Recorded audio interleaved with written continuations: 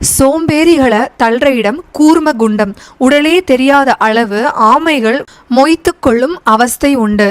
மற்றவர்கள் சொல்ற அறிவுரைய காதுல வாங்காம அலட்சியப்படுத்துபவர்களுக்காக ஏற்பட்டது செவி குறும்பி குண்டம்.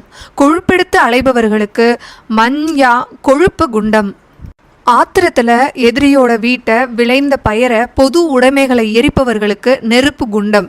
கோள் சொல்பவர்களுக்கு தூஷிகா குண்டம். இறந்தவர்களுக்கு பிண்டம் வைக்கலன்னா, பித்ரு கர்மா பண்ணலனா காக்கைகள் அங்க உடலை கொத்தி புண்ணாக்கும். காக்க குண்டம். பிறரை எந்த விதத்திலேயாவது இம்சிக்கணும்னு இம்சிப்பவர்களுக்கு தப்த சூரி குண்டம். அங்க நெருப்புல இட்ட ஊசியால குத்துவாங்க. தன்னோட கடமை கர்மத்துல பற்றுள்ளவர்களும் புண்ணியசாலிகளும் சித்தர்களும் யோகிகளும் குரூரமான இந்த யம கிங்கணர்கள் கண்ணுல தென்பட மாட்டாங்க. ஒவ்வொரு நரகங்களும்